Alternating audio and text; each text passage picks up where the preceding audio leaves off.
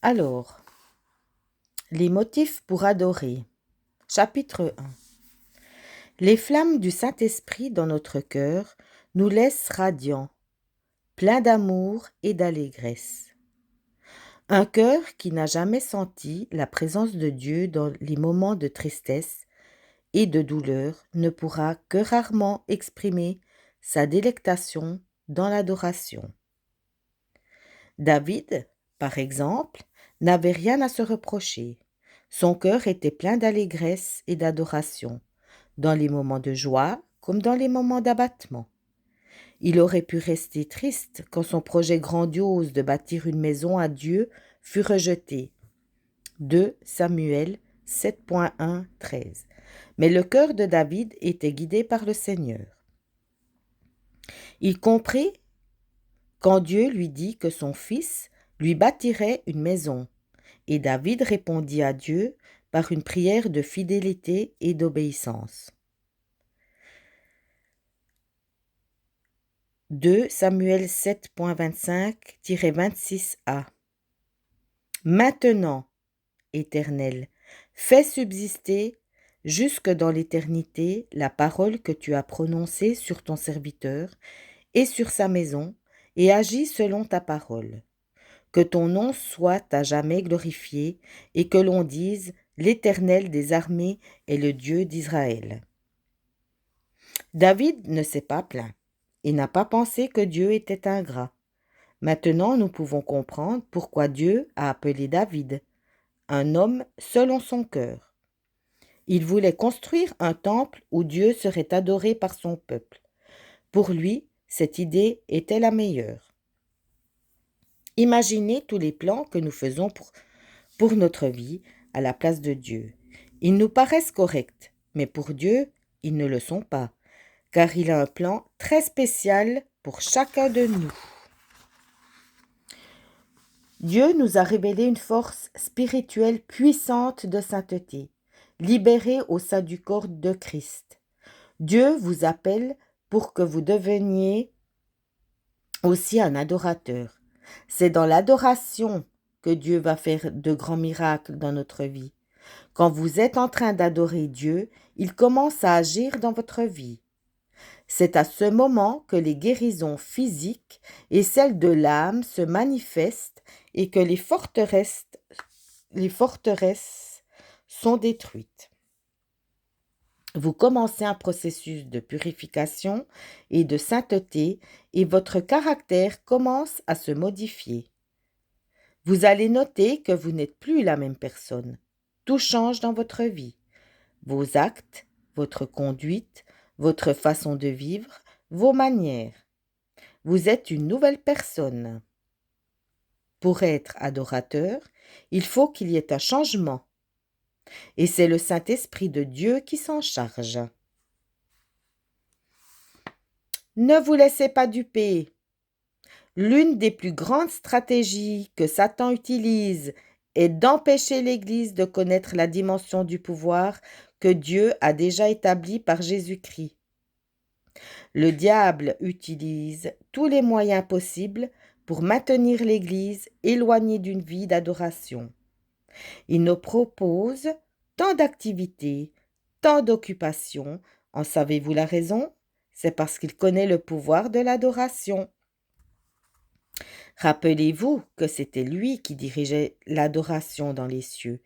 Il connaît très bien ses effets. C'est pour cette raison qu'il voulait être adoré. Il offrit à Jésus la puissance et la gloire de tous les royaumes de la terre en disant « Si donc tu m'adores, elle sera toute à toi. » Jésus lui répondit « Tu adoreras le Seigneur ton Dieu et tu le serviras lui seul. » Luc 4.7-8. Jésus, dans ce texte, nous montre et nous avertit qu'il ne partage sa gloire et son honneur avec personne. C'est lui le seul qui doit être adoré et aimé de tous. C'est pour cette raison que toute notre adoration doit lui revenir. L'adoration est le niveau le plus élevé du combat spirituel.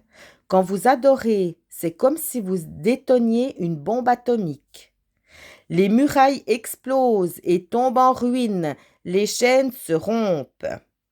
Les forces invisibles des ténèbres ne supportent pas l'explosion de cette bombe atomique qui est l'adoration. C'est pour cela que Dieu me dit, c'est dans l'adoration que mon peuple aura une vie de victoire, parce que toutes les barrières seront détruites et l'ennemi sera vaincu. Il n'aura plus aucun pouvoir contre vous. Quand vous êtes en train d'adorer et que vous êtes un vrai adorateur, vous sentez qu'un feu invisible vous environne et que l'ennemi ne peut pas vous toucher parce que vous êtes complètement engagé dans l'adoration du roi des rois, le Seigneur de tout l'univers. Dieu dit, « Mon fils est très occupé et il ordonne à ses anges de travailler pour nous en dirigeant nos affaires. L'ennemi ne peut pas nous atteindre parce que nous sommes dans la salle du trône, occupés et adorés, et cela plaît beaucoup à Dieu. » Je fais juste une parenthèse qui n'est pas dans le livre, mais qui est de moi, toujours à prendre ou à laisser.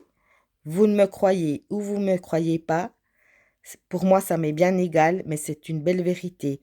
Quand j'ai commencé de lire le livre ce matin, j'ai eu une quinte de tout pendant 10 minutes. J'ai dû arrêter la vidéo.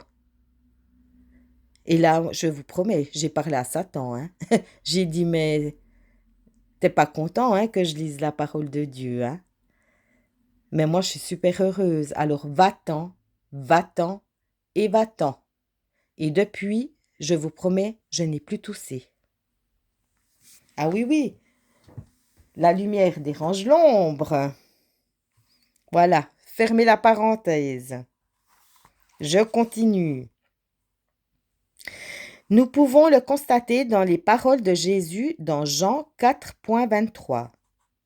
Mais l'heure vient, et elle est déjà venue, où les vrais adorateurs adoreront le Père en esprit et en vérité, car ce sont là les adorateurs que le Père demande. Cher ami, le Père cherche des adorateurs avec des jumelles pour trouver ceux qui vraiment l'adorent en esprit et en vérité. Engagez-vous dans l'armée des adorateurs de Dieu. Il a dit, mais l'heure vient et elle est déjà venue. C'est maintenant. Fin du premier chapitre. J'adore, j'adore, j'adore.